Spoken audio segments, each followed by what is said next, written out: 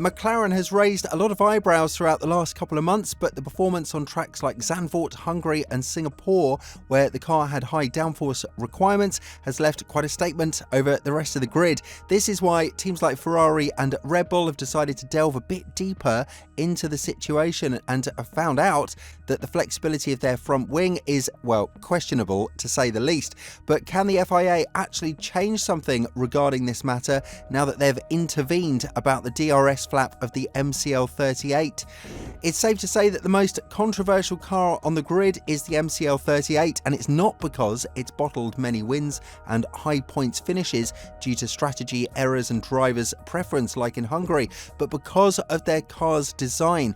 Although the Woking-based squad have restructured the entire technical team, which led to a brand new car and strong performance from the MCL38, which was promised to be around 2025 and arrived a tad earlier, certain specifications have raised some eyebrows, and the latest one was the mini DRS effect that was very much exercised in Baku.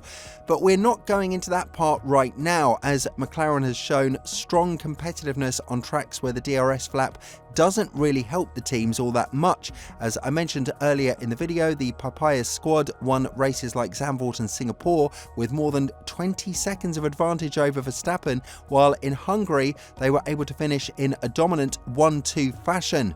This comes mostly through the aero flexibility that they've enabled on the car thanks to the front wing, or more precisely the movable flaps of the front wing that teams like Ferrari and Red Bull disagree should be acting the way they have been.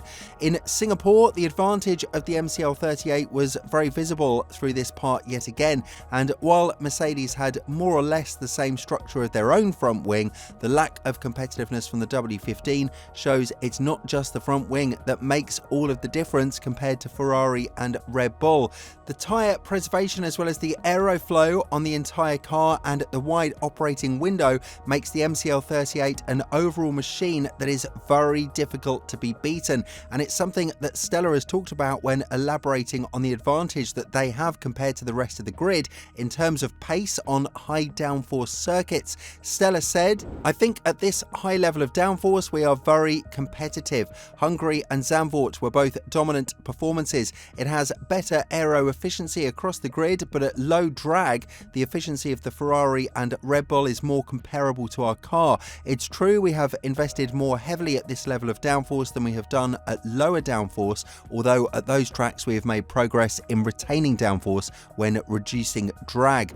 And we don't have to be geniuses to look at how everything unfolded in Singapore. When Norris was told he was free to push from lap 9, he effectively lapped 1 second faster than Verstappen, and it became crystal clear that the Dutchman would fight for P2, which for him was equal as a win, given the fact that even with the RB19 he had struggled to come across a competitive outing that would put him on the podium in the last 2 years. All of this can be pointed towards the front wing of the car, and this is how McLaren has been able to attack the slow corners and not generate a lot of power when the car is coming across the high-speed corners, because the flap bends by reducing the downforce of the wing to give the centre of pressure appropriate to the speed of the corner. This is something that the aero team back in Woking was able to work up to perfection, which is why they deserve the kudos from the remainder of the grid, despite all of the allegations that the car is illegal. The FIA's decision stands as it is, and if there are more tests to be implemented in the foreseeable future that would prove otherwise, then we will have something to talk about. Until now, the front wing of the MCL38 is borderline genius because the elasticity that it has enables it to deform perfectly and show the dominance on the slow corners thanks to the aggressive flap angle.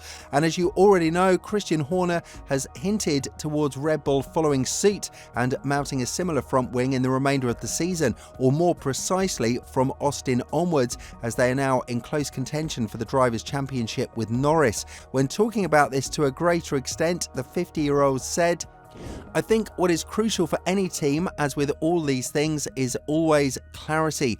Is something acceptable or is it not? If it's deemed to be acceptable, then obviously that encourages you to pursue similar solutions yourself. So the regulator, obviously they have all the information available. They have all the analysis that they've recently put cameras on many cars. So I guess they are collecting that data. But yeah, it's one of those things, as I say, that if it's deemed to be acceptable, then you pursue that route. And this might be the more important focus for Red Bull, because as we've seen in Singapore, the importance of the DRS flap has been reduced because it's not a low downforce circuit. This means that there weren't high-speed lows that were mounted on this part of the car, hence it was unable to showcase the ability to flex and open a little bit more than the allowed, further showing the mini DRS effect that it has shown in Baku. And with McLaren running a different rear wing in the next couple of races, it became obvious that their dominance is more focused on the fact that they are able to find performance out of the car thanks to the wide operating window of the MCL38, as well as the excellent aerodynamic balance that the machinery possesses. Helmut Marko has been quite adamant when talking about the dominance of Norris, as the veteran Austrian was scared with how Norris was able to pull away from Verstappen. And when talking about this, the 80-year-old said, "It's crazy how Norris has pulled away.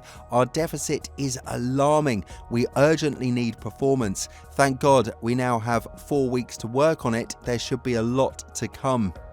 What is also very interesting is that Verstappen has also called his team to speed up the upgrades and to build a car that would be competitive in the last 6 races, because he cannot always hope to finish second now that there are at least 2 McLaren and 1 Ferrari driver who will be eager to fight him until the end of the season.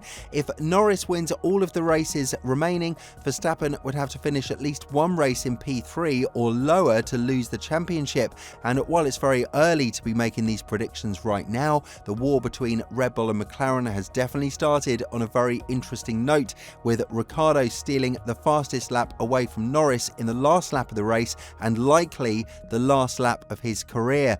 When talking about this, Zak Brown has been quite adamant that there is no place for such behaviour in the sport, as he reignited the comments about Red Bull and Racing Bulls having 1 owner and ultimately driving with 4 cars on the grid, which is so far the only squad on the grid to do so. Elaborating on this, Brown said, "That is a nice A-B team sporting thing that I didn't think was allowed, but hey, that's not the first time we've seen it, probably won't be the last. I'll certainly ask some questions.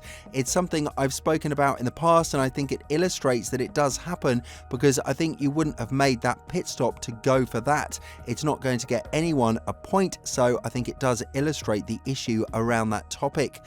Be that as it may, McLaren will find themselves in a very competitive land right now, despite the Constructors' Championship being more or less secured if nothing dramatic happens in the last 6 races. But whether or not Norris will withstand the pressure from being in a competition for his first championship, time will tell.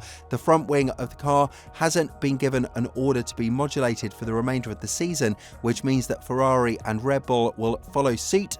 But whether this is the silver bullet they're looking for in terms of keeping up with McLaren, Austin will be the answer to that. With all of this in mind, what do you think about Horner's comments about McLaren's front wing? And more importantly, do you think that there is a chance the FIA might intervene in a similar fashion like they did with the DRS flap of the MCL38? Let us know in the comments below, and once you've done that, make sure to check out the video that's appearing on your screen right now.